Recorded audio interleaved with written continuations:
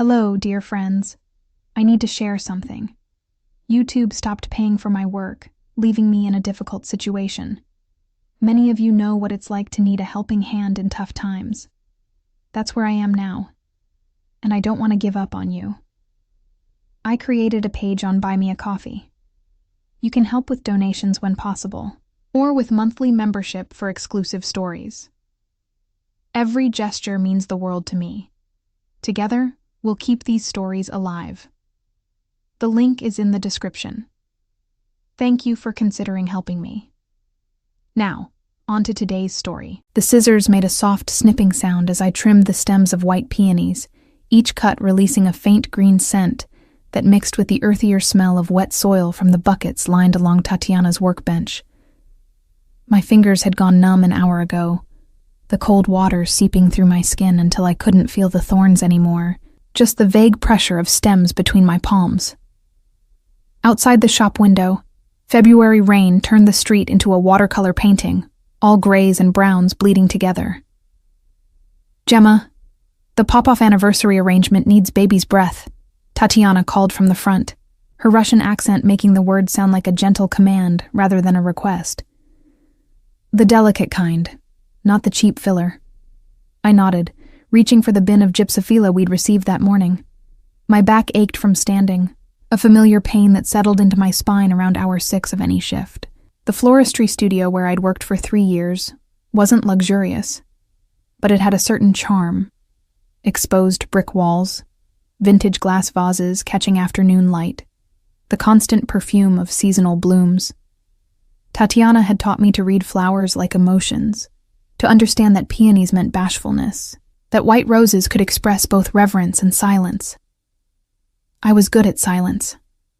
I'd built my life around it. The apartment I'd moved into 2 months ago was a studio on the 4th floor of a building in a neighborhood that developers had forgotten to gentrify. The rent was manageable, the neighbors were quiet, and the hallway had a window at the end that let in enough light to keep a small potted fern alive. I'd placed it there the first week, watering it every other day, pleased when new fronds began to unfurl. On my 3rd day in the building, I'd written a note on cream cardstock, the expensive kind we used for sympathy arrangements at the shop. "Dear neighbor in 4B, I'm Gemma from 4C. If you ever need anything, please let me know." I'd slipped it under his door, heard it whisper against the wood floor inside, then retreated to my own apartment with my heart beating too fast. I never received a response, but I'd started noticing things. The door to 4B opened and closed at irregular hours, sometimes 3 a.m., sometimes noon, never following a pattern I could predict. I caught glimpses of him, tall, dark-haired, always in black clothing that looked expensive even from a distance. His footsteps were quiet for a man his size, a deliberate softness that suggested he'd learned to move without drawing attention. Once I'd been coming up the stairs with an armful of grocery bags when he descended past me. He'd pressed himself against the railing to give me space, and I'd caught the scent of his cologne, something with cedar and smoke, layered over what might have been gunpowder, or just the metallic tang of the city. Our eyes had met for half a second. His were dark, almost black, with a weariness that seemed to pull at something in my chest. I'd murmured, "Excuse me," and he'd nodded. Nothing more. That had been 3 weeks ago. Since then, I'd fallen into small rituals without meaning to. On rainy days, I left my spare umbrella propped against his door. When Larissa from 4A mentioned that someone had been smoking in the stairwell, leaving ash on the steps, I swept it away before he might see it and think less of the building. I watered the fern in the hallway window, and sometimes, when I was feeling particularly foolish, I'd hum while climbing the stairs. Old songs my grandmother had taught me, melodies without words that felt safer than speech. I never saw him react to any of it. But the umbrella was always returned, propped against my door the next morning, folded precisely with the handle facing outward. "Gemma, you're doing that thing again," Tatiana said, appearing beside me with a knowing look. She was a short woman with steel gray hair pulled into a severe bun, but her eyes were kind, That thing where you trim the same stem 5 times because your mind is somewhere else. I looked down and realized she was right. The peony in my hand had a stem barely 2 inches long now, too short for any arrangement. Sorry, I'll use it for a boutonniere. Is not about the flower. Tatiana took the ruined bloom from me and set it aside. Is about you. You work here 3 years. I watch you become more ghost each month. You eat lunch? I had coffee. Coffee is not lunch. She sighed, pulling off her work gloves. You remind me of my daughter. So much heart. You fold it up small so nobody can see. But heart is like flower. It needs light, or it dies. I opened my mouth to protest, but the bell above the shop door chimed. A man entered, shaking rain from a black overcoat. He was perhaps 40, with sharp features and eyes that scanned the shop like he was cataloging exits.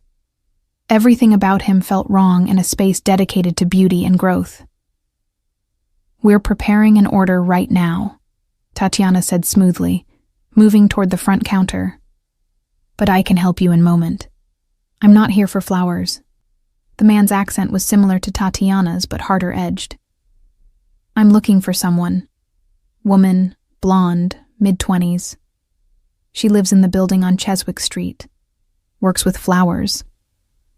The temperature in the room seemed to drop. I froze, scissors still in hand, trying to make myself smaller behind the work table. Many people work with flowers, Tatiana said, her voice careful. Many buildings on many streets. This one's particular. She's been leaving things for a neighbor. Notes, umbrellas. The man smiled, and it didn't reach his eyes. Thought maybe she works at a flower shop. Thought maybe someone here might know her. My heart hammered against my ribs. The scissors felt slippery in my palm.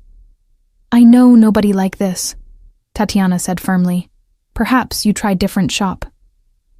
The man's gaze drifted past her, landing on me.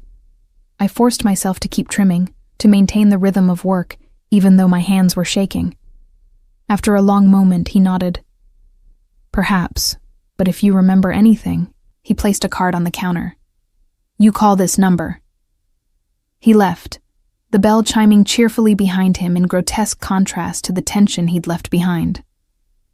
Tatiana waited until his shadow disappeared from the window before she turned to me. You tell me truth now, she said quietly. This neighbor of yours, who is he? I don't know, I whispered, and it was true. I don't know anything about him. I left a note. I was being friendly. Tatiana picked up the card the man had left, studied it, then tore it into pieces without reading whatever was printed there. Friendly is good. But some people, friendly is dangerous to them. You understand? I nodded, though I didn't fully understand at all. You go home now, Tatiana said. Back entrance. Keep your head down. And Gemma? She caught my arm as I gathered my coat. Maybe you stop leaving things at this man's door. Some flowers. They have thorns you cannot see until too late. The walk home took 20 minutes, and I spent all of them looking over my shoulder. The rain had intensified, turning gutters into streams that rushed toward storm drains. My coat wasn't waterproof, and by the time I reached my building, I was soaked through, shivering. The stairwell smelled like old cooking and damp concrete. I climbed slowly, my wet shoes squeaking against the steps. When I reached the 4th floor, I stopped. There was light coming from under the door to 4B. He was home. I stood there, dripping onto the worn carpet, trying to decide what to do. The man who'd come to the shop had been looking for me specifically. He'd known about the notes, the umbrella, which meant someone had been watching. Which meant I'd inadvertently drawn attention to my neighbor.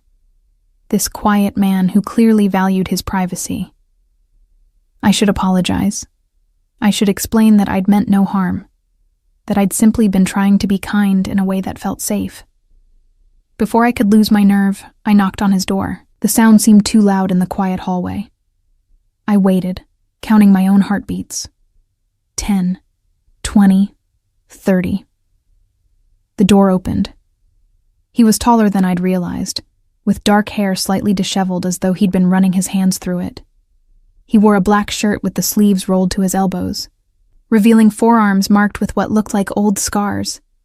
His expression was neutral, carefully blank, but his eyes, those dark, tired eyes, held mine with an intensity that made me forget how to breathe. "I'm sorry," I blurted out. "I'm so sorry.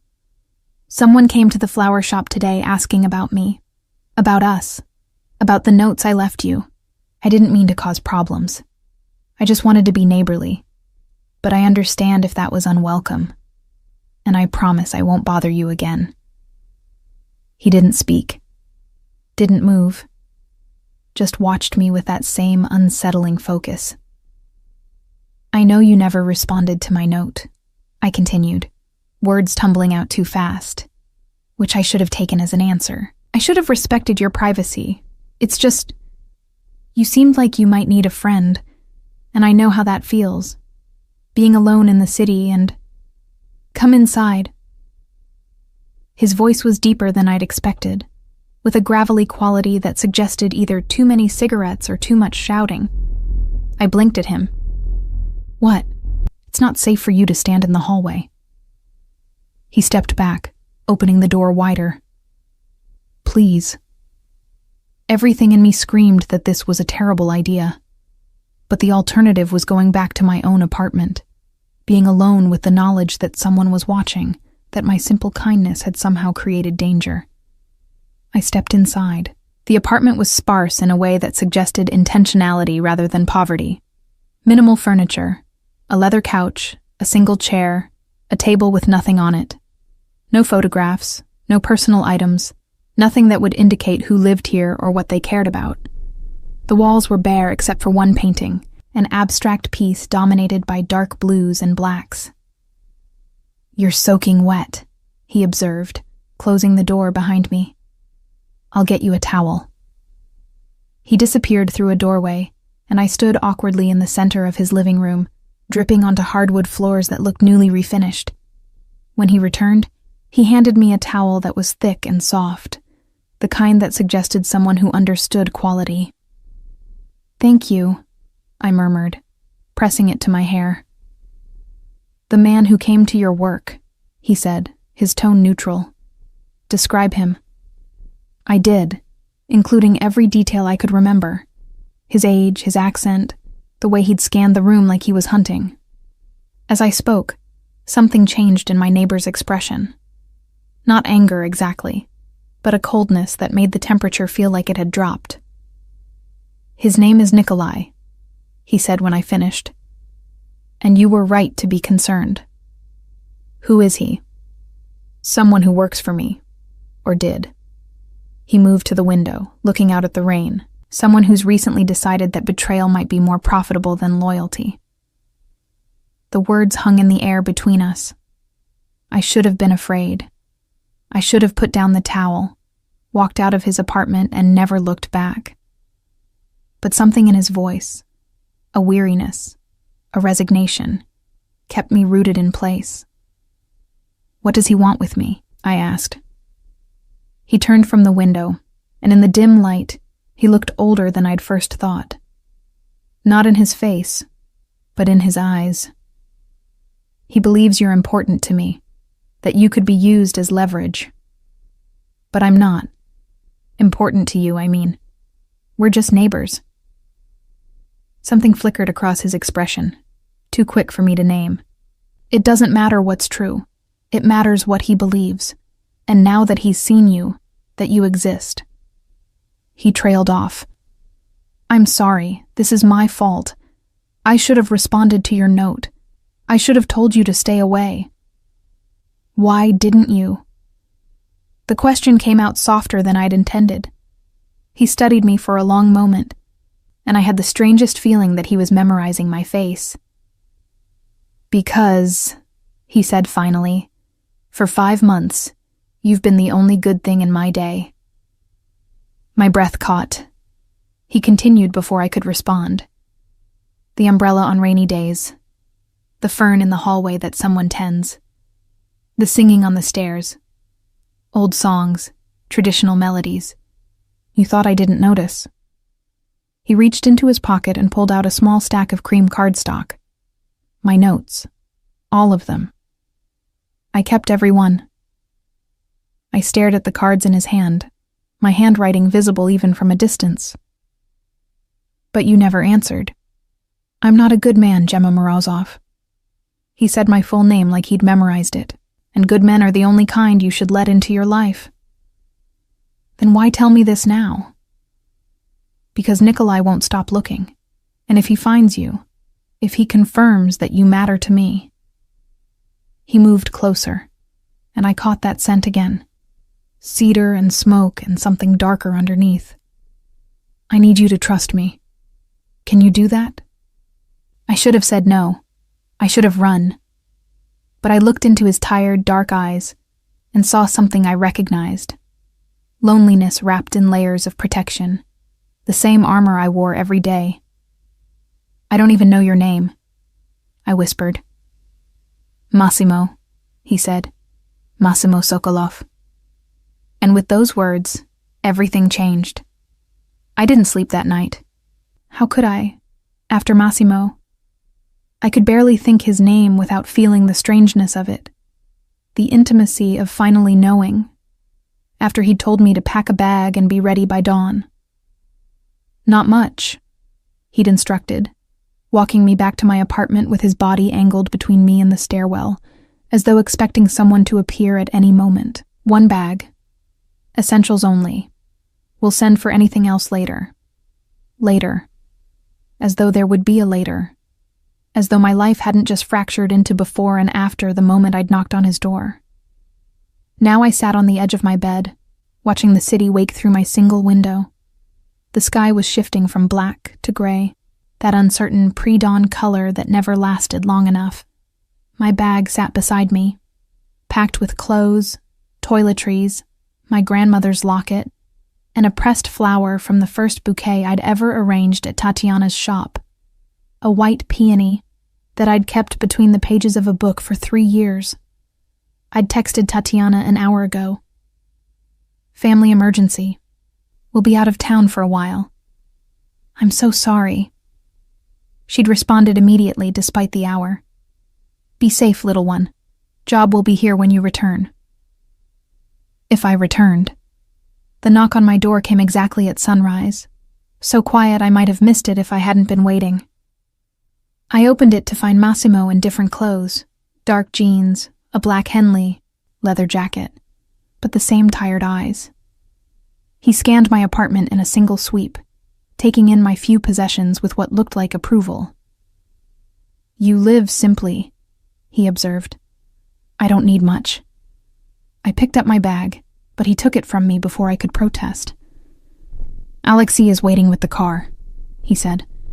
We'll go out the back way. Don't speak to anyone. Don't look at anyone. Just stay close to me.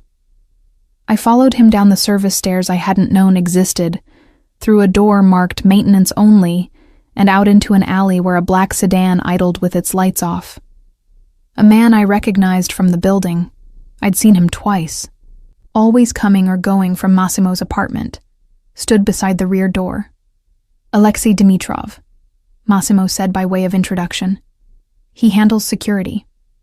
Alexei was broad-shouldered with light brown hair, and a face that might have been handsome if not for a scar that ran from his temple to his jaw. He nodded at me with what seemed like genuine courtesy. Miss Morozov, I apologize for the circumstances. Get in, Massimo said, opening the door for me. The interior of the car was leather and silence. I slid across the seat, and Massimo followed, maintaining a careful distance between us. Alexei took the driver's seat, and we pulled out of the alley without headlights, merging into the early morning traffic like smoke disappearing into fog. Where are we going? I finally asked. Somewhere safe.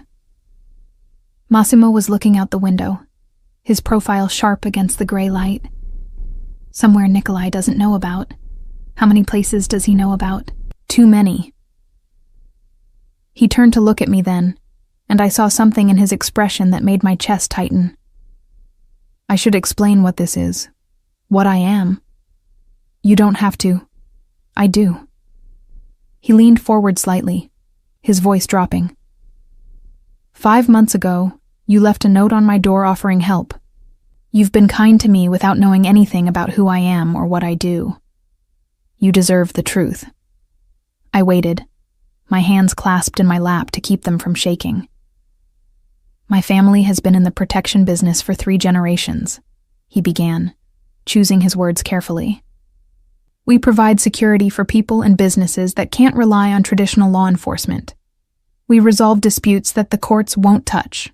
We ensure that certain transactions happen smoothly and that certain people remain safe. You're in the Mafia. The bluntness of my words seemed to surprise him. A muscle in his jaw tightened. That's one word for it. What's another word for it? Necessary. He held my gaze.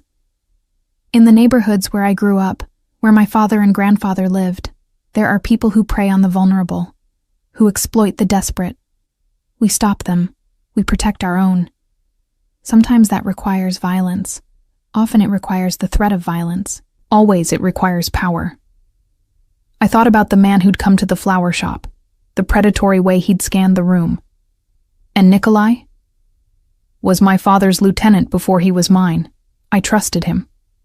Massimo's voice went cold.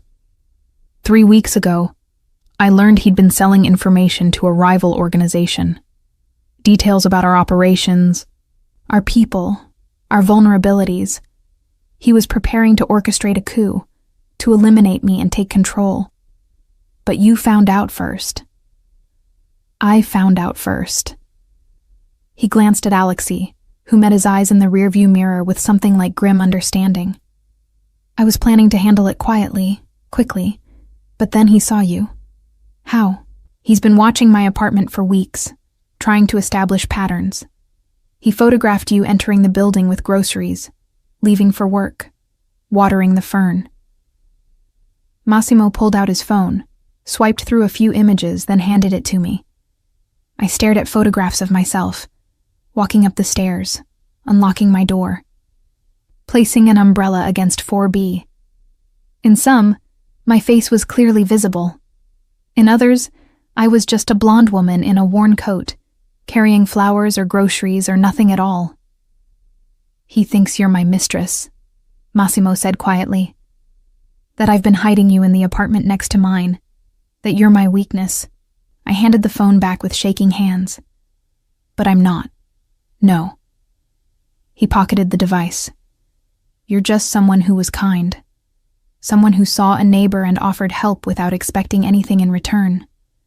But in my world, kindness is always transactional. Nikolai can't conceive of any other reason why you'd matter to me. And do I? The question escaped before I could stop it. Matter to you? Massimo was quiet for so long I thought he wouldn't answer. The car turned onto a highway heading north, away from the city. Dawn was fully arrived now, pale light washing over everything. Yes, he said finally, though I didn't realize how much until I saw those photographs, until I imagined what Nikolai might do to you. My throat felt tight.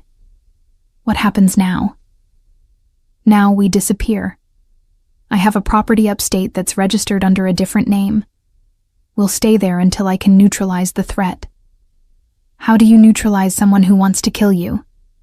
Carefully. A ghost of a smile crossed his face, and with better intelligence than he has. We drove for 2 hours, the city giving way to suburbs and then to genuine countryside. I watched bare trees blur past the window and tried to process everything that had happened in the span of 12 hours. Yesterday I'd been a florist living in a tiny apartment, my greatest concern whether the hellebore shipment would arrive in time for a weekend wedding. Today I was fleeing with a man I barely knew, a man who'd just confirmed he was exactly what I'd half suspected. Someone dangerous, someone powerful, someone who operated in shadows. And yet, I thought about the umbrella always returned precisely folded, about the fern that had flourished in the hallway window, its fronds growing greener and fuller each week. about the way Massimo had stepped aside on the stairs to give me space, had moved with that deliberate quietness that now seemed less like stealth and more like consideration. "The songs I sing," I said suddenly. "On the stairs. How did you know they were traditional?" He glanced at me. "My grandmother was Russian. She sang the same ones. Mine too. She raised me after my parents died. Taught me to arrange flowers and speak a little Russian and find beauty in small things. Mine taught me chess and how to read people, and that loyalty was worth more than money." He paused. "She would have liked you." The observation felt weighted with something I couldn't quite name. Before I could respond, Alexei spoke from the front seat. "Boss, we have a tail." I turned to look out the rear window. 3 cars back, a silver sedan was matching our speed with meticulous precision. "How long?" Massimo asked, his voice going flat. "Since the city limits. I thought I might be paranoid, but they've followed us through 4 lane changes." Massimo pulled out his phone and made a call. "Nikolai found us faster than expected. We have a tail heading north on 87. Silver Camry. Plates I'm sending you now." He paused, listening. "No. We stick to the plan. But I need you to run those plates and tell me who I'm dealing with." He ended the call and turned to me. "Put your seatbelt on. Alexei, lose them." What followed was the most terrifying 10 minutes of my life. Alexei drove like someone who'd been trained for exactly this scenario, aggressive but controlled, weaving through traffic without hesitation. The silver car stayed with us for 5 miles, then suddenly veered onto an exit ramp. "They're not trying to catch us," Massimo observed. "They're confirming the route. Nikolai knows where we're going." "How is that possible?" Alexei demanded. "Because I've used this property before, for exactly this purpose." Massimo's expression was grim. "He's gambling that I'm predictable." "Are you?" I asked. He looked at me with something that might have been admiration. Usually, but not today. He pulled out his phone again and made another call. "Change of plans. We're going to the city property instead. Yes, I know it's exposed. That's the point. Pull everyone back to defensive positions. I want full surveillance on all approaches." Another pause. "Because if Nikolai thinks he has me cornered, he'll make his move. And when he does, I'll be ready." The car executed a sharp U-turn at the next exit. Alexei drove us back toward the city, taking a completely different route that wound through smaller towns and back roads. The morning sun was higher now, and I could see the tension in Massimo's shoulders, the way his hand kept moving to his phone as though waiting for it to ring.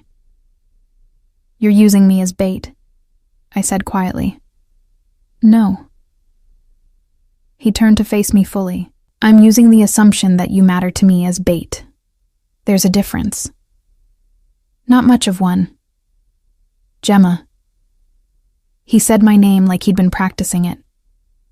"I meant what I told you last night. You've been the only good thing in my days for months. The thought of Nikolai touching you, hurting you." His jaw clenched. I'd burn everything I've built before I let that happen. The intensity in his voice made my breath catch. "You don't even know me. I know you sing old songs while climbing stairs. I know you take care of a fern that isn't yours because you believe all living things deserve attention.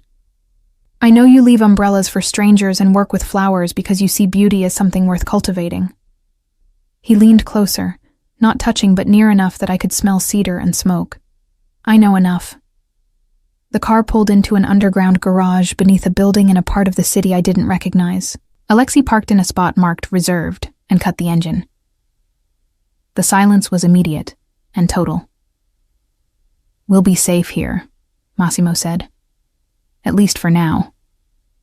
He led me to an elevator that required a key card to operate, then up to a penthouse that was the complete opposite of his sparse apartment. This space was full of life. Artwork on the walls, books on shelves, a kitchen that looked actually used. Floor-to-ceiling windows overlooked the city, offering a view that must have cost more than I'd make in a decade. "This is where you actually live," I observed. "This is where I exist." He set my bag down in the entryway. "The apartment on Chiswick Street is where I go when I need to remember who I was before all of this." "And who were you?" "Someone's son, someone's grandson, someone who still believed that good intentions mattered more than good strategy." He moved to the windows, looking out at the city spread beneath us. "That person died a long time ago." I walked up beside him, close enough to see our reflections in the glass, him tall and dark and closed off, me small and blonde and still dripping uncertainty. "I don't think he's dead. I think he's just tired." Massimo turned to look at me, and for a moment, the careful mask he wore slipped. I saw grief there, and loneliness, and something else that made my heart beat faster. "You should rest," he said, his voice rough. "There's a guest room down the hall. You'll be safe here. I promise you that." "What are you going to do?" "What I should have done 3 weeks ago." He pulled out his phone. "I'm going to end this."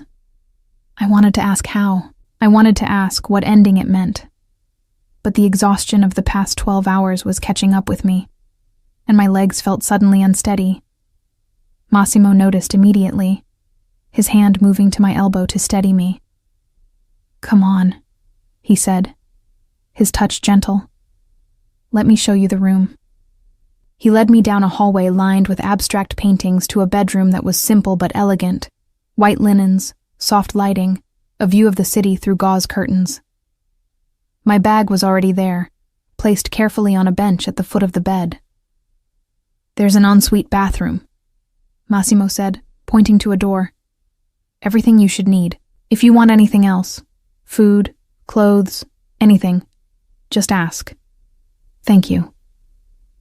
The words felt inadequate for everything he'd done, everything he was doing. He paused in the doorway, looking back at me. "Gemma, I am sorry. For all of this. You didn't ask to be pulled into my world." "No," I agreed. "But I did ask if you needed anything. And you answered." Something in his expression shifted. "I did. Though my answer might have complicated your life more than you bargained for." After he left, I sat on the edge of the bed and tried to make sense of everything. Outside the window, the city stretched in all directions, millions of people going about their normal Monday morning, unaware that somewhere in this sprawl, a man named Nikolai was planning violence, and a man named Massimo was planning to stop him. And I was caught in the middle, a florist who'd only wanted to be kind to a lonely neighbor. I lay back on the bed, not bothering to change clothes, and closed my eyes. Sleep came quickly, pulling me under into dreams of dark hallways and umbrellas and peonies that smelled like smoke. I woke to the smell of coffee and the low murmur of voices in another room. For a disoriented moment, I didn't know where I was. The bed too soft, the light too bright, the silence too complete. Then memory returned in a rush. Massimo, Nikolai, the car chase, the penthouse. I sat up too quickly, and the room swayed. My phone on the nightstand showed 2:47 p.m. I'd slept for nearly 6 hours. Outside the window, the city blazed with afternoon sunlight, all sharp edges and glass reflections that hurt to look at directly. The voices continued from somewhere down the hall. I stood, smoothed down my wrinkled clothes, and followed the sound to a study where Massimo sat behind a desk with Alexei and another man I didn't recognize. All three looked up when I appeared in the doorway. "I'm sorry," I said immediately. "I didn't mean to interrupt." "You're not interrupting." Massimo rose, and I noticed he'd changed into fresh clothes. Black slacks, a charcoal shirt with the sleeves rolled up. "We were just finishing. Gemma, this is Pavel. He handles our intelligence operations." Pavel was older than the others, perhaps 50, with silver hair and sharp eyes that assessed me with professional detachment. "Miss Morozov, a pleasure," Likewise. I stayed in the doorway, uncertain of my place in this gathering. We'll continue this later, Massimo told them. Both men nodded and filed past me, Pavel offering a polite nod as he left. When the door closed behind them, Massimo gestured to a leather chair across from his desk. Please, sit. I did, watching as he poured coffee from a carafe into 2 cups. He added cream and sugar to one without asking my preference, then handed it to me. I took a sip and found it was exactly how I liked it, sweet and pale. How did you know? I asked. I've watched you make coffee at the building, through the window in the hallway. He settled back into his chair, cradling his own cup. You always use the same ratio. 2 sugars, enough cream to turn it beige. The thought of him observing these small details about me sent an odd flutter through my chest. You pay very close attention to things that matter. He set his cup down. We've had some developments while you were sleeping. Nikolai made contact. My hands tightened around the warm porcelain. What kind of contact? A message, through intermediaries. Massimo pulled up something on his phone and turned it to show me. A photograph of the flower shop where I worked, taken from across the street. No people visible, just the storefront with its cheerful display of seasonal blooms in the window. He's making his position clear. He knows where you work. He knows you matter to me. He's suggesting we negotiate. Negotiate what? His terms for leaving you unharmed in exchange for me, stepping aside from my position in the organization. Massimo's voice was flat, but I caught the current of rage underneath. He thinks he can leverage you into my surrender. But he can't. We're not. I stumbled over the words. We're not what, Gemma? He leaned forward slightly, his dark eyes holding mine. Not involved? Not connected? Would you believe that if you were in his position? I thought about the umbrella, the notes, the fern. No, I admitted. I suppose I wouldn't. Exactly. He ran a hand through his hair, disrupting its careful order. Which is why we need to change the narrative. We need to convince Nikolai that you're not leverage, that you're not important enough to use against me. The words shouldn't have stung, but they did. I set my coffee down carefully. How do you propose we do that? By making our relationship public, and then ending it publicly. He watched my reaction. We stage a fight, something visible, something convincing. We make it clear that whatever was between us is over, that you mean nothing to me now. That way, Nikolai has no reason to target you. You want me to pretend to be your girlfriend, just so you can publicly discard me? I want to keep you alive. His voice was sharp. Everything else is negotiable. I stood, needing to move, to put distance between us. I walked to the windows and looked out at the city below. All those people living normal lives where the greatest drama was traffic or deadlines or whether to order takeout. And what happens after this public breakup? Do I just go back to my apartment like nothing happened? No, you can't go back there. Not yet. I heard him stand, heard his footsteps approaching. He stopped beside me, close enough that I could feel the heat of him. I'll set you up somewhere else, somewhere safe. New apartment, new identity if necessary. I'll make sure you're protected. For how long? For as long as it takes. I turned to face him and was startled by how close he'd gotten. I could see the shadow of stubble along his jaw, the slight crookedness of his nose that suggested it had been broken at least once. And what do you get out of this arrangement, besides removing the threat? Something flickered in his expression. Peace of mind, knowing that my mistakes didn't cost an innocent person their life. Is that all? The question hung between us. Outside, a siren wailed in the distance, growing louder then fading away. Massimo reached up as if to touch my face, then stopped himself, his hand dropping back to his side. No, he said quietly. That's not all. Before I could ask what he meant, his phone buzzed. He pulled it out, read something that made his jaw tighten, then typed a quick response. "Nikolai wants to meet," he said. "Tomorrow night. Neutral location. He's proposing a trade. His information about the people he's been working with in exchange for my assurance that you'll be unharmed." "Why would you need to assure him of that? You just said you were planning to stage a breakup." "Because he's accelerating his timeline. He knows I know about the betrayal, and he's trying to salvage what he can." Massimo pocketed his phone. "Meeting with him is risky, but it might be our best chance to resolve this without further bloodshed." "You mean it might be your best chance to kill him?" He didn't deny it. "Would that bother you?" I considered the question honestly. "I don't know. I should say yes.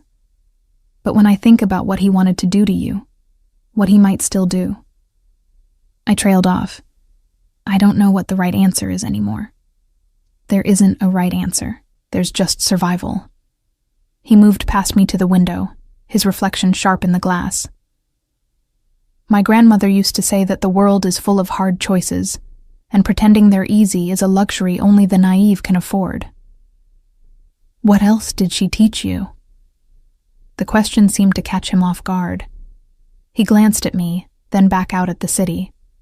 "She taught me chess, not just the moves, but the philosophy of it. That sometimes you have to sacrifice pieces to win the game. That the queen is powerful, but vulnerable. That the king is weak, but essential. Which piece are you?" I've always thought of myself as the knight, moving in unexpected ways, jumping over obstacles. A slight smile touched his mouth. "My father was the king. Everyone else was positioned to protect him." "And your mother?" The smile vanished. "My mother was the queen who got sacrificed too early in the game." I waited, sensing there was more. "She was killed when I was 16, Massimo said, his voice carefully neutral in the way that suggested old pain. "Caught in crossfire during a dispute between my father's organization and a rival family. She was just coming home from buying groceries. Wrong place, wrong time. I'm so sorry." My father changed after that, became harder, more ruthless. He went after the people responsible with a thoroughness that frightened everyone, including me. Massimo's reflection in the glass looked haunted. He got his revenge, but it cost him everything else. His judgment, his principles, his humanity. By the time he died, he'd become exactly the kind of monster he'd always claimed to be fighting against. "Is that why you go to the apartment on Chiswick Street? To remember who you were before you inherited all of this?" He turned to face me fully. "How do you do that?" "Do what?" "See through to the truth of things. Most people look at me and see only the surface, the power, the danger, the carefully constructed image. But you," he took a step closer. "You saw someone who might need a friend, someone who might appreciate an umbrella on a rainy day." "I saw someone lonely," I said softly. "Like recognizes like. Are you lonely, Gemma?" The question was barely above a whisper. I thought about my small apartment, my quiet job, my life built around routines that never involved other people. "Yes, I think I have been for a very long time." "Since your grandmother died?" "Since before that. Since I realized that everyone I loved eventually disappeared." I looked down at my hands. My parents in the accident, my grandmother to cancer, even the few friends I had in school. We all drifted apart after graduation.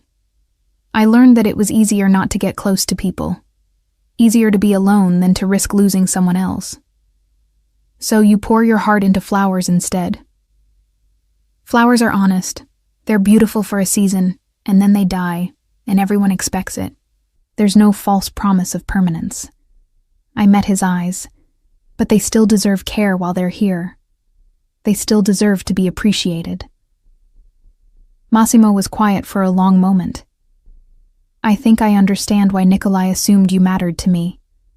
You're the kind of person who tends to things others overlook, who finds beauty in temporary moments, who offers help without calculating the cost. He reached out slowly, giving me time to pull away, and tucked a strand of hair behind my ear. "You're everything I stopped believing existed in this world." His touch lingered, warm against my cheek. I should have stepped back, should have remembered that this was temporary, that we were going to stage a public breakup, that I was just a complication he needed to resolve. But I didn't move. "Massimo," I began, not sure what I was going to say. His phone buzzed again, breaking the moment. He pulled back, checking the screen, and his expression shifted to something harder. "Pavel has intel on Nikolai's current location. If we move now, we can end this before tomorrow night's meeting." "You mean kill him before he has a chance to defend himself?" "I mean eliminate a threat before he hurts anyone else." Massimo's voice had gone cold, professional. "He's already sold information that got 3 of my people arrested. He's planning to kill me and take over operations. He's threatened you. At what point does defense become justified?" I didn't have an answer. I wanted to say that there was always another way, that violence begat violence, that surely there had to be a solution that didn't involve death. But I thought about the predatory way Nikolai had looked at me in the flower shop, and I knew Massimo was right. Some threats couldn't be negotiated away. "What do you need me to do?" I asked. "Stay here. Stay safe. Let me handle this." "No." The word came out fiercer than I'd intended. "If we're doing this public relationship charade tomorrow, then I need to understand what I'm protecting you from. I need to see who Nikolai really is." Massimo studied me with an expression I couldn't read. "You want to come with me to a meeting that might end in violence? I want to understand what I've gotten myself into. All of it." For a moment I thought he'd refuse. Then slowly he nodded. "All right. But you do exactly what I say when I say it. No questions, no hesitation. Agreed?" "Agreed." "Then get some rest. We leave in 2 hours." He moved toward the door, then paused. "Gemma, what you're about to see, the person I become when I'm doing this work, that's not the man who listened to you sing on the stairs." "I know. Do you?" He looked back at me, and in his eyes I saw something like regret.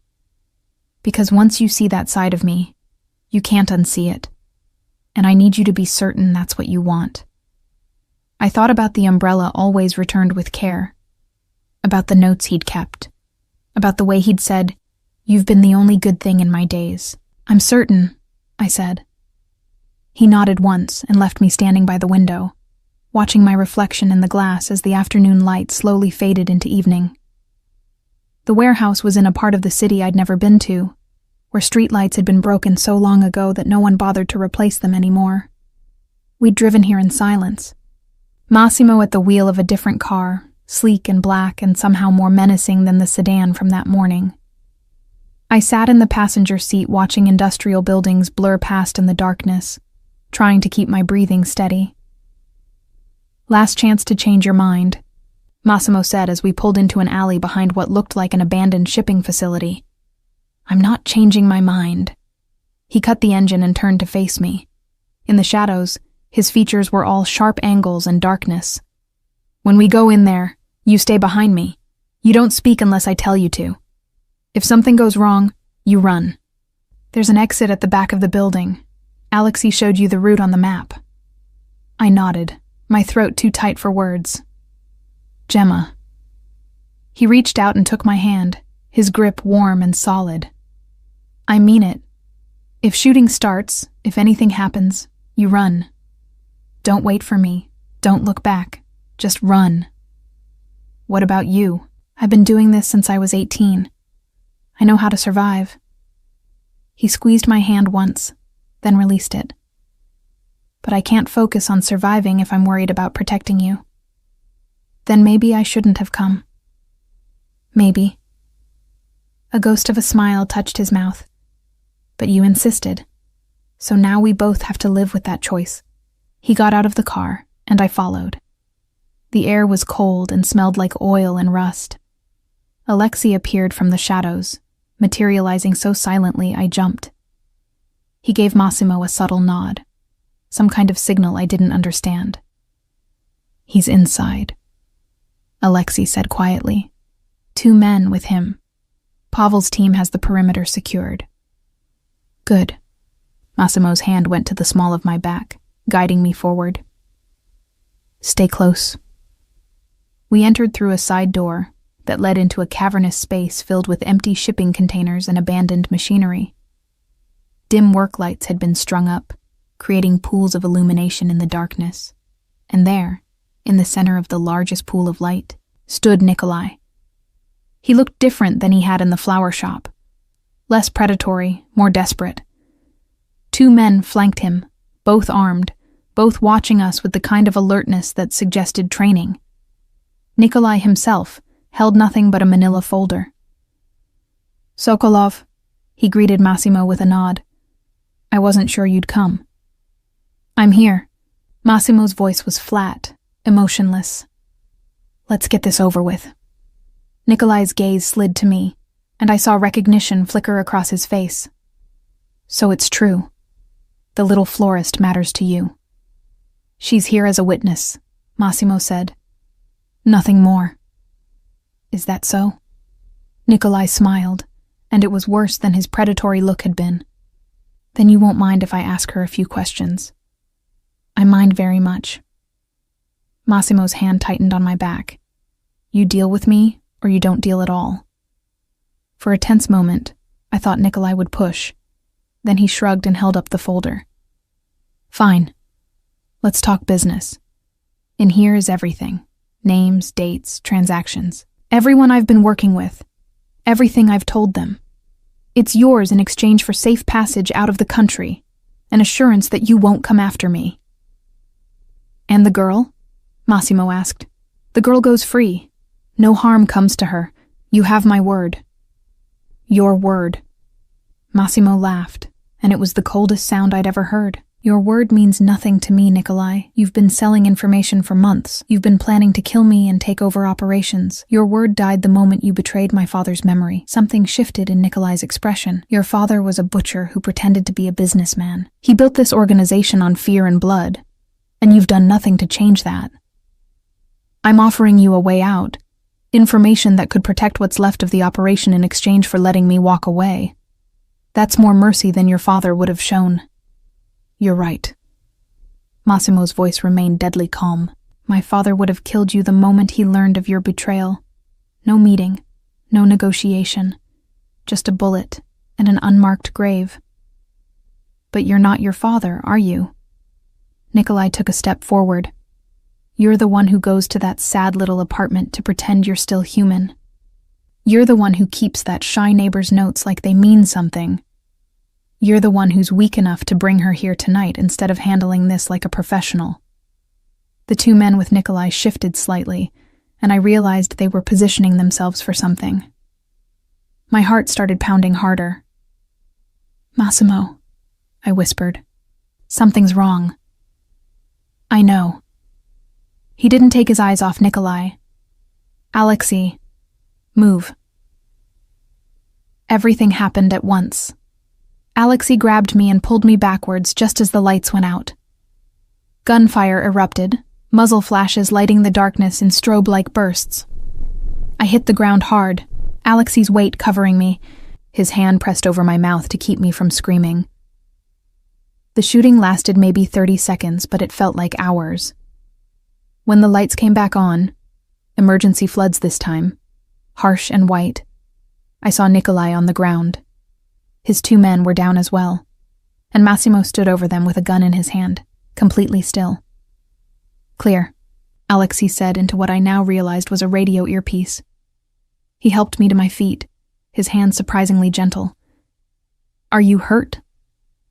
I shook my head, unable to form words. My ears were ringing from the gunfire.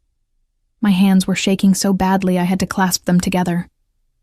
Massimo walked over to us, his expression unreadable. "Get her out of here. Take her back to the penthouse." "Massimo," I started. Now, Alexei. He still wasn't looking at me. I'll deal with the cleanup. Alexei took my arm and started leading me toward the exit. I looked back once and saw Massimo kneeling beside Nikolai's body, picking up the fallen manila folder. His movements were mechanical, practiced, like he'd done this 100 times before. Because he had, I realized. This was who he was when he worked. This was the man behind the careful quietness, the tired eyes, the loneliness that had called to my own. This was what I'd asked to see, and now I couldn't unsee it. The drive back to the penthouse passed in silence. Alexei didn't try to make conversation, for which I was grateful. I sat in the passenger seat watching the city lights blur past and trying to process what I'd witnessed. The violence had been so quick, so efficient. One moment Nikolai was alive and negotiating, the next he was gone. Had Massimo shot him? Or had it been one of Pavel's team? Did it matter? When we reached the penthouse, Alexei walked me up and waited while I unlocked the door with the key Massimo had given me. "He'll be home soon," Alexei said quietly. "He's just making sure everything is handled properly." "Properly?" I repeated numbly. "Miss Morozov." Alexei's voice was gentle. "I know this is difficult, but Nikolai would have killed you without hesitation if he'd gotten the chance. What happened tonight, it was necessary. I know, and I did know, intellectually, but knowing and accepting were different things." After Alexei left, I walked through the penthouse in a daze. I ended up in the kitchen, mechanically making tea that I didn't really want. My hands had finally stopped shaking, but something else had settled into my chest. A cold, heavy understanding of exactly what Massimo's world entailed. I was standing by the window with my untouched tea when I heard the door open. Massimo entered, and I noticed immediately that he'd changed clothes. Different shirt, different jacket.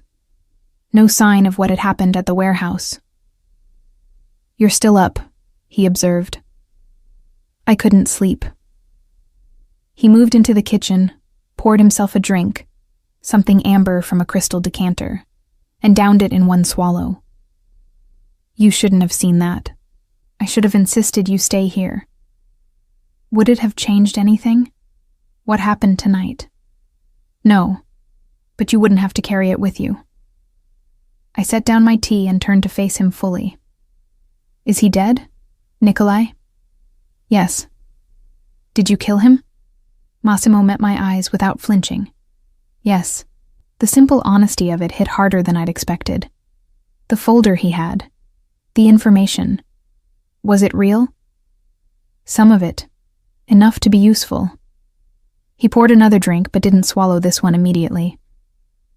"Pavel is working through it now. We'll know by morning how much damage Nikolai actually did." "And then what? You hunt down everyone he was working with?" "If necessary." He took a sip of his drink, watching me over the rim of the glass. "This is what I do, Gemma.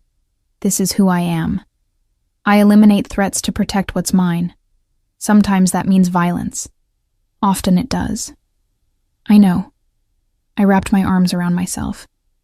"I asked to see this side of you. I asked to understand. And now I do." He set his glass down and moved closer, stopping a few feet away. "And now that you understand, now that you've seen what I'm capable of, do you want me to arrange transport to a safe house? Somewhere you can wait this out away from me?" I should have said yes. I should have taken the escape he was offering. But I thought about the way he'd kept my notes, the way he'd protected me without asking for anything in return, the way he'd looked when he talked about his grandmother teaching him chess. "No," I said. "I don't want to leave." Something flickered in his expression. Surprise, relief, something deeper I couldn't name. "Why not?" "Because you were right. You're not your father. You didn't enjoy what happened tonight. You did what you thought was necessary to protect your people, to protect me. There's a difference." "Is there?" He laughed without humor. "My father used to say the same thing, that every act of violence was necessary, that every death served a purpose. And then one day, I looked at him and realized he'd started to enjoy it, that the necessity had become an excuse. "But you don't enjoy it," I said with certainty. "I saw your face after. You looked empty, like you'd carved something out of yourself to make room for what you had to do." Massimo closed the remaining distance between us, and I could see the exhaustion in every line of his face. "You see too much. You keep too much hidden." He reached out slowly and touched my face, his palm warm against my cheek. "I thought if I kept you at a distance, if I never responded to your notes, never spoke to you, you'd be safe from all of this. But you were kind anyway. You kept leaving umbrellas and watering that fern and singing those songs. And I was selfish enough to let you, because for those few moments when I heard you in the hallway, I could pretend I was still someone capable of receiving kindness without corrupting it." "You haven't corrupted anything," I said softly. "Haven't I? You witnessed a murder tonight because of me. I witnessed you protecting yourself and your people from someone who wanted to destroy you both. That's not the same thing." He studied my face like he was trying to memorize it. "How are you this forgiving?" "I'm not forgiving. I searched for the right words. "I'm just trying to understand the difference between the person you have to be and the person you are. And I think the person you are is someone who kept notes from a shy neighbor because they reminded you that kindness still exists in the world."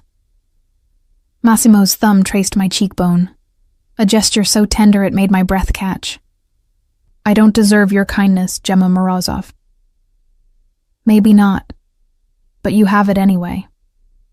For a moment, we stood there in the quiet of the penthouse, the city lights casting shadows across his face. Then he leaned down slowly, giving me every opportunity to pull away, and pressed his lips to my forehead. It wasn't a kiss, not really. It was something gentler, a benediction, a promise, a moment of connection that felt more intimate than anything I'd experienced before. When he pulled back, his dark eyes held mine.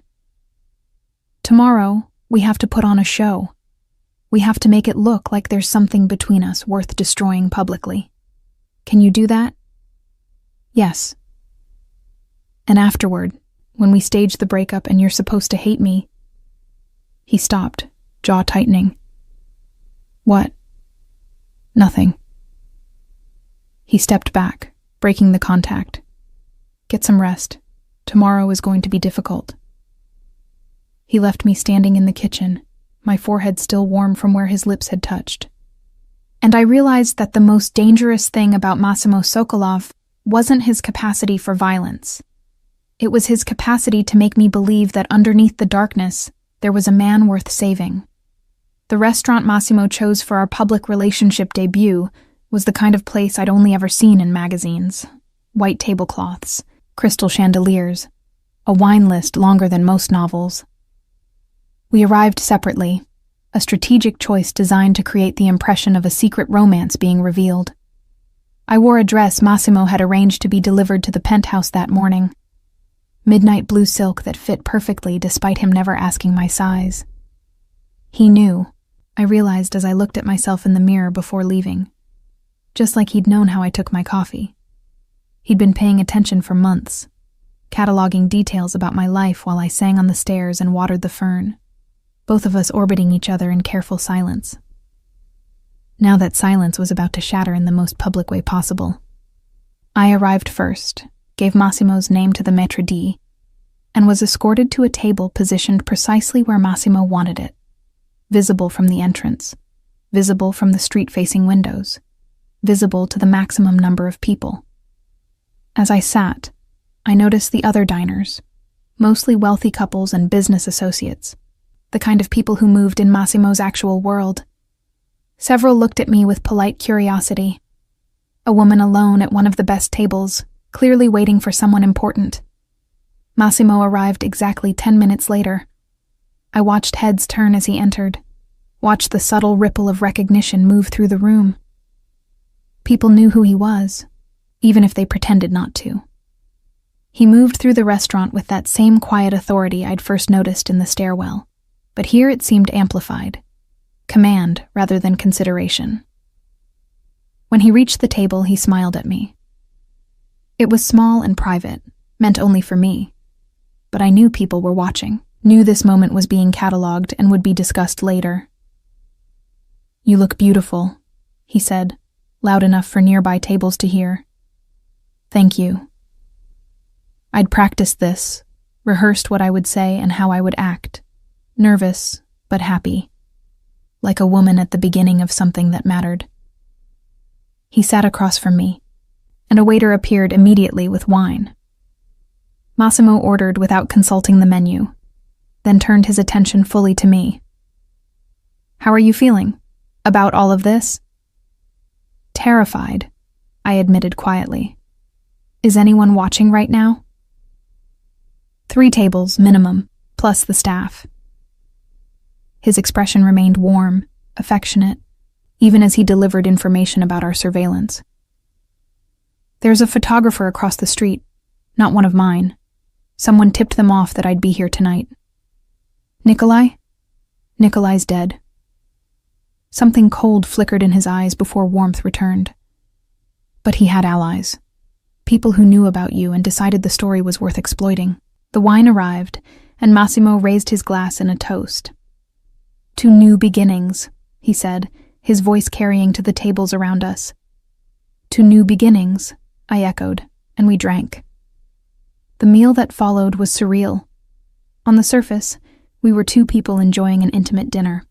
Massimo asking about my work at the flower shop, me asking about his businesses, both of us smiling and laughing at appropriate moments.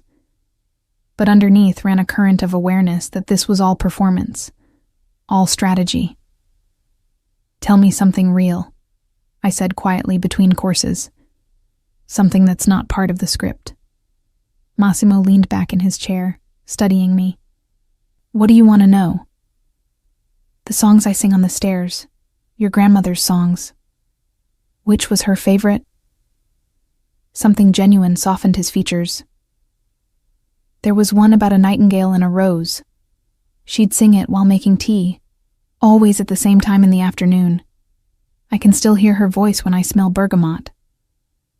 "Solove e Rosa," I said, naming the song.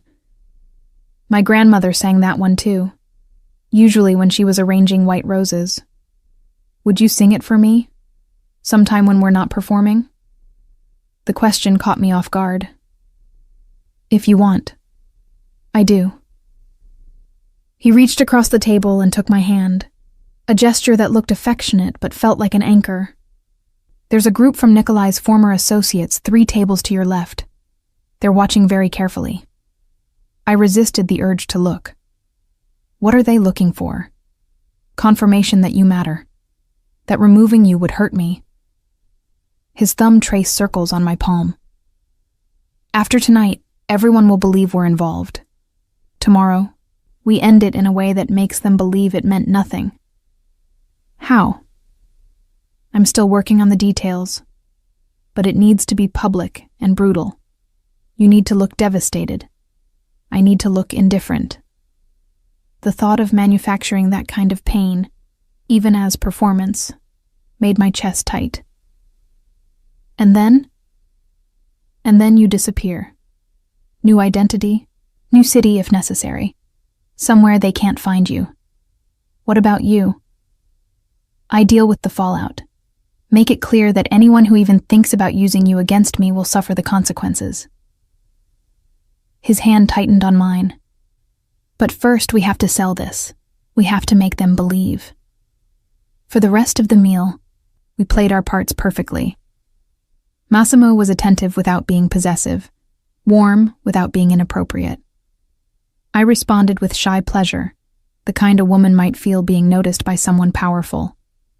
When dessert arrived, something elaborate with gold leaf that I didn't taste, he fed me a bite across the table, an intimate gesture that made the photographer across the street visible through the window raise their camera. "That'll be in the tabloids by morning," Massimo observed. "Mysterious man spotted dining with unknown woman at exclusive restaurant." "Do they know who you are, really?" "Some do, others suspect. The ones who matter, Nikolai's former associates. They'll know exactly who I am and what it means that I'm here with you publicly. He set down his fork. There's something else you should know. The information in Nikolai's folder. It included details about his replacement plan, who he was working with, who was supposed to take over various operations after I was eliminated. And one of them is here tonight. 4 tables behind you.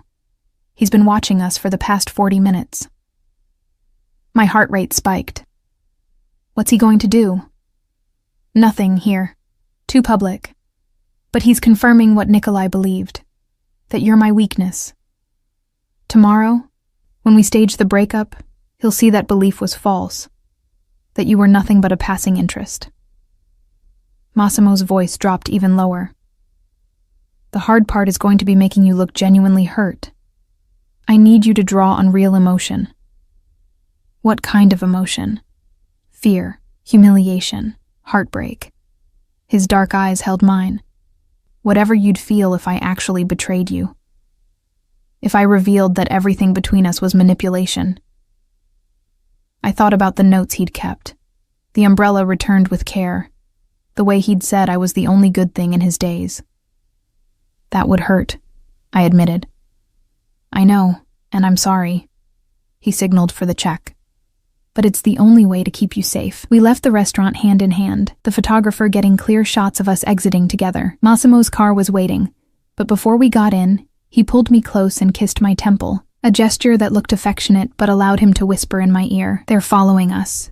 3 cars. When we get back to the penthouse, we're going to have an argument. Loud enough for the surveillance they've no doubt planted to pick up. And tomorrow morning, we're going to have a very public confrontation in a very public place. Where? The flower shop. Tatiana's agreed to participate. She'll be there as a witness to make it believable. I pulled back to look at him. You contacted Tatiana? I had to explain why you'd be unavailable for work. She was protective, but she understands what's at stake. We got into the car, and Massimo immediately raised the privacy screen between us and the driver. She cares about you, she wants you safe. So you told her the truth? Enough of it. He settled back against the seat, maintaining the careful distance he'd kept all evening. She knows you're in danger because of your association with me. She knows we're staging a breakup to protect you. She doesn't know about Nikolai, or what happened at the warehouse. What did you tell her about us? About what we are to each other? Massimo was quiet for a moment. I told her you'd shown me kindness when I needed it most, that I'd failed to protect you from the consequences of that kindness, that I was trying to fix my mistake. Is that what I am? A mistake? No. The word was immediate and certain. You're the least mistake thing in my life right now. We arrived at the penthouse to find it exactly as we'd left it. But the moment we entered, Massimo's entire demeanor shifted. His voice rose, sharp and cold. I don't understand why this is so complicated. I've explained the situation clearly. I stared at him, confused, until I saw him tap his ear and point to several locations around the room. Listening devices. Someone had planted them while we were gone. Understanding flooded through me. The argument was starting now. Complicated? I let my voice rise to match his. You call turning my entire life upside down uncomplicated? I gave you choices. I've been nothing but accommodating. Accommodating? You've been controlling. You decided where I'd stay, what I'd wear, who I could talk to, for your safety, for your convenience. I let real frustration bleed into my voice. You know what? I'm done. I'm done with all of this. I didn't ask to be pulled into your world, and I certainly didn't ask to be treated like some possession you can manage. Massimo's eyes met mine, and I saw approval there even as his voice remained harsh. Then leave. No one's keeping you here. Maybe I will. Maybe I'll go straight to the people you're so afraid of and tell them everything. You wouldn't dare. He moved closer, and there was something almost desperate in his expression that I didn't understand. "Gemma, don't what? Don't call your bluff? Don't point out that for all your power and control, you're just a man who's terrified of being alone?" I grabbed my purse from where I'd left it. "I'm going to my own apartment. Don't follow me." I walked out, slamming the door behind me. My hands were shaking, my heart pounding, but I kept walking to the elevator, kept moving until I was in the car Alexei had waiting, per the plan, and we were pulling away from the building. Only then did I let myself breathe. "You did well," Alexei said from the driver's seat. Very convincing. It didn't feel like acting. And it hadn't. Some of that anger, that frustration, it had been real. Being pulled into Massimo's world had turned my life upside down. Even if I understood why, even if I'd chosen to stay, there was a part of me that resented the loss of control. Alexei drove me to a hotel, different from the penthouse, carefully chosen for its security and anonymity. "Massimo will be here in a few hours," he explained as we rode the elevator to my floor. "After he's confirmed that the surveillance picked up your argument. And tomorrow you show up at the flower shop at opening time. Massimo will arrive 30 minutes later. You'll have the final confrontation there, in front of Tatiana and any customers. Make it devastating. Make it clear you want nothing to do with him. And then you're free." Alexei stopped outside the hotel room door. New identity, new city, new life. Everything arranged. All you have to do is walk away. After he left, I sat on the edge of the hotel bed and tried to imagine it. Walking away from Massimo, from the man who'd kept my notes and returned my umbrella and looked at me like I was something precious. Walking away from the connection we'd built in stolen moments and dangerous circumstances. My phone buzzed. A text from an unknown number. "Thank you for tonight, for all of it. Sleep well." I knew it was from Massimo, using a burner phone. I typed back, "You too." 3 dots appeared, disappeared, appeared again. Then, "I meant what I said, about you being the only good thing. That wasn't part of the performance." My throat tightened. "I know. After tomorrow, you'll be safe. That's what matters." I stared at the screen, at those words that were simultaneously a promise and a goodbye. Then I typed the truth. "What if I don't want to be safe if it means losing you?" The 3 dots appeared and stayed for a long time. Finally, "Then we're both in trouble, because I don't want to let you go either." I fell asleep with the phone in my hand, those words the last thing I saw before my eyes closed. The flower shop looked exactly as I'd left it, except Tatiana had prepared it like a stage set. The morning's delivery of roses was arranged in the front window, pink and white blooms catching the early light. She'd positioned the work table where I usually stood so it was visible from the street. Every element designed for maximum visibility, maximum impact. I arrived at 7, an hour before opening. Tatiana was waiting, her steel-gray hair pulled back severely, her expression a mixture of concern and determination. "You look terrible," she observed, pulling me into a brief, fierce hug. "No sleep?" "Some." I set down my purse and looked around the shop that had been my sanctuary for 3 years. "Thank you for doing this. I know it's asking a lot." "Is nothing." She waved off my gratitude. "This man, he wants to keep you safe. That is good enough for me." She paused. "But Gemma, after today, where will you go?" "Somewhere new. Somewhere he's arranging." "Alone?" The question hung between us. I didn't have an answer. At 7:30, the first customer arrived, except I recognized him from the restaurant, one of Massimo's people positioned to witness and report. At 7:45, 2 women came in looking for arrangements for a funeral. Genuine customers, Tatiana confirmed, but conveniently timed. At 8, Massimo arrived. I saw him through the window first, his black coat stark against the morning gray. He paused outside, and our eyes met through the glass. Even from that distance, I could see the exhaustion in his face, the same sleeplessness that had marked my night. Then he entered, and the performance began. Gemma. His voice was cold, nothing like the warmth from dinner. We need to talk. There's nothing to talk about. I kept my hands busy arranging roses, though they trembled. I told you last night. I'm done. You're being unreasonable. I'm being realistic. I set down the scissors before I cut myself. You want to control everything. Where I live, what I do, who I speak to. That's not protection, Massimo. That's possession. The two genuine customers had stopped pretending to browse, watching our confrontation with poorly concealed interest.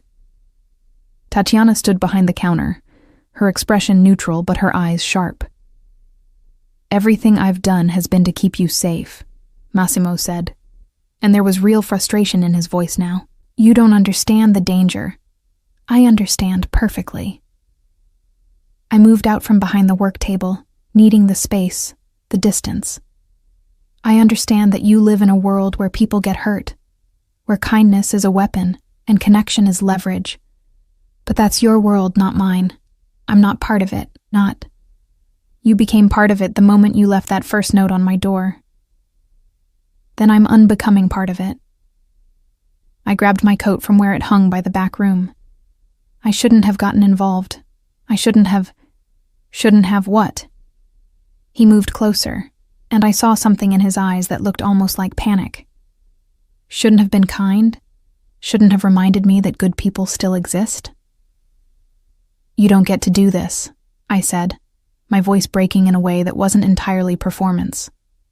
You don't get to make me matter to you, and then expect me to just disappear when it becomes inconvenient. Inconvenient? The word came out like a crack. This isn't about convenience. This is about keeping you alive. By erasing me from your life, by sending me away to some new city with a new name where I can't. I stopped, because suddenly this felt too real, the emotions bleeding past the boundaries of performance. Where I can't be the person who watered your fern and left you umbrellas. Something shifted in Massimo's expression. The mask he wore so carefully began to crack. Gemma. No. I held up a hand. You want this to end? Fine. It's ended. Go back to your apartment on Chiswick Street. Go back to being alone. I'm sure you'll find someone else to observe through windows and keep notes from. The customers were watching with rapt attention. Tatiana's eyes had gone wide, and I saw in Massimo's face the exact moment when he broke from the script entirely. I don't want someone else, he said, his voice low and fierce. I want you. The woman who sings old songs while climbing stairs. The woman who cares for plants that aren't hers because all living things deserve attention. The woman who looked at me, at what I really am, and didn't run. Massimo, what are you doing? I whispered, because this wasn't the plan. This was supposed to end with indifference, with me walking away and him letting me go. I'm failing to let you go. He closed the remaining distance between us. I'm choosing wrong and I know it. I'm putting you in danger and I know that too. But I can't. He stopped, jaw clenched. I can't go back to that apartment and pretend your notes don't matter. I can't go back to being alone after knowing what it's like to have you in my life. This was supposed to be fake, I said. The relationship, the breakup, all of it. I know. His hand came up to cup my face, the gesture achingly gentle. But somewhere between the notes and the fern and watching you exist in the world with such careful kindness, it stopped being fake for me. One of the customers gasped softly. Tatiana's expression had transformed into something between shock and satisfaction. And I stood there, feeling the entire plan unravel around us. What about the people watching? I asked. The ones who think I'm your weakness? Let them think it. His dark eyes held mine with absolute certainty. Let them know that you're not a weakness. You're a choice. My choice. And anyone who touches you will learn exactly what I'm capable of when someone threatens what's mine. That's not how this was supposed to go. No. It was supposed to end with you safe and me alone, and both of us pretending the past weeks meant nothing. His thumb brushed my cheekbone. But I'm done pretending. I'm done being alone. And I'm done letting fear dictate how I live. The door chimed as someone else entered. Alexei, I realized, with several other men I recognized from Massimo's security team. They positioned themselves at the windows, the entrance, creating a perimeter. Boss, Alexei said quietly. This isn't... I know what it isn't. Massimo didn't take his eyes off me. I'm changing the plan. To what? To the truth. He lowered his hand from my face but didn't step back. To making it clear that Gemma Morozov matters to me, that threatening her is threatening me, that anyone who has a problem with that can come directly to me to discuss it. You're making yourself vulnerable, I said. I've been vulnerable since the first note you slipped under my door. I just didn't want to admit it. He looked at Tatiana. I'm sorry for the disruption to your business. Is no disruption. Tatiana's eyes were bright. Is the most entertainment I've had in years. But you, she pointed at Massimo. You hurt this girl. You answer to me. Understand? Understood. He turned back to me. I know this is asking too much. I know you deserve better than a life lived in shadows with a man who's made more enemies than friends. But I'm asking anyway. Stay. Not because you're afraid or because you have nowhere else to go. Stay because you want to. The shop had gone completely silent. The customers, Tatiana, even the security team, everyone waited for my answer. I thought about 5 months of silence, of notes left without responses, of small kindnesses exchanged through umbrella returns and careful songs. I thought about how lonely I'd been before Massimo became part of my routine, even from a distance. And I thought about the past few days, the fear, the violence, the impossible circumstances that had forced us together. But I also thought about the way he'd kept my notes, the way he'd protected me without asking for anything, the way he'd looked when he said I was the only good thing in his days. If I stay, I said slowly, I need to know that I'm staying as myself. Not as someone you're protecting or managing or hiding away. I need to still water the fern and sing on the stairs and work with flowers. I wouldn't want you any other way. And I need to know that when people threaten me because of you, you'll teach me how to defend myself instead of just defending me. Something like admiration flickered in his eyes. Done. And I need you to answer my notes. Actually answer them this time. I promise. He pulled the stack of cream cardstock from his pocket, the same notes I'd been writing for 5 months. I'll even respond to these if you want. In order. What would you say? I asked, curious despite everything. He looked at the first one, the very first note I'd ever left. Dear Gemma from 4C, I do need something. I need you to keep singing on the stairs. I need you to keep leaving umbrellas on rainy days. I need you to keep being exactly who you are, because you remind me that kindness still exists. My breath caught. And the second one? Thank you for watering the fern. It's the first living thing I've cared for in years. Watching it grow reminds me that not everything withers under my attention. He went through them one by one, giving me the responses he'd crafted in his head over 5 months of silence. By the time he reached the last note, the one I'd left 3 weeks ago that simply said, Happy Friday, I was fighting tears. Happy Friday, he read, and every Friday after, if you'll let me share them with you. That's a terrible line, I said, voice thick. I know, I'm better at violence than romance. He smiled, and it transformed his whole face, but I'm willing to learn. I looked at Tatiana, who was openly crying now, at the customers, who looked like they'd stumbled into the climax of a movie, at Alexei and the security team maintaining their perimeter, and I looked at Massimo, this complicated, dangerous, impossibly gentle man who'd somehow become essential to my life in the span of 5 months of silence and 3 days of chaos. "All right," I said. "I'll stay." The relief that washed over his face was worth every risk, every danger, every complicated choice that had led us here. He pulled me close, pressing his forehead to mine in a gesture that was somehow more intimate than any kiss.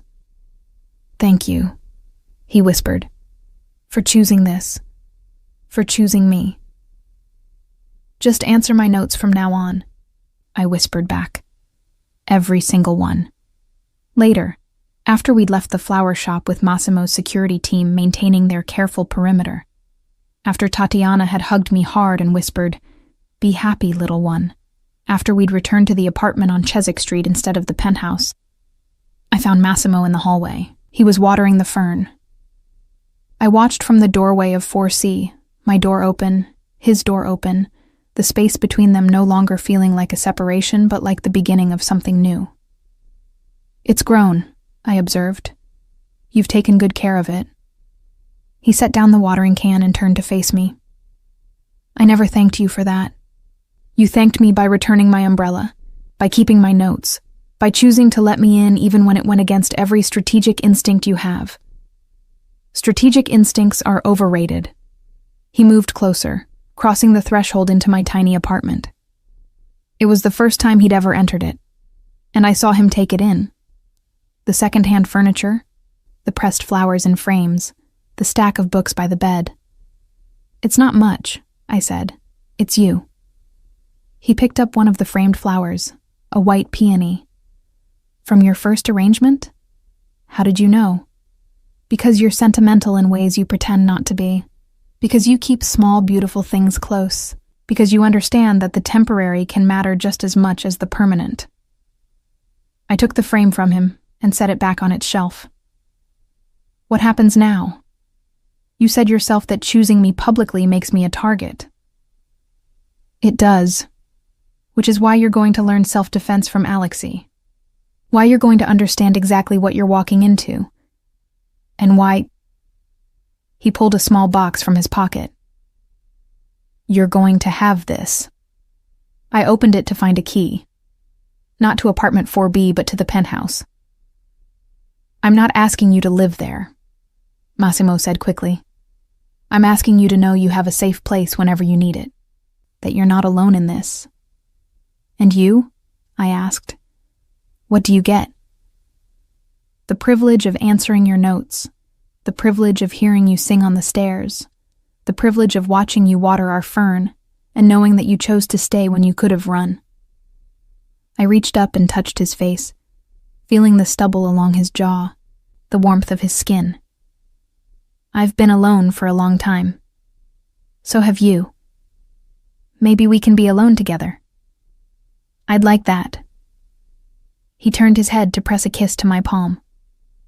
"Though I should warn you, I'm not good at this. At relationships, at vulnerability, at any of it. Neither am I. We'll learn together." As the late afternoon sun slanted through my window, painting everything in shades of gold, Massimo pulled me close. And there in the doorway between our apartments, between his shadows and my light, between who we'd been alone and who we might become together, we stood holding each other like anchors against the storm. The fern in the hallway window continued growing, its fronds unfurling toward the light. And every time I watered it, every time we watered it together, I was reminded that even the smallest acts of care could transform spaces that seemed impossible to fill. So, what did you think? Leave a like if you enjoyed it and comment. Would you have made the same choice as her? Share with someone who loves these stories. There's always more at Emma Romance Library. See you soon.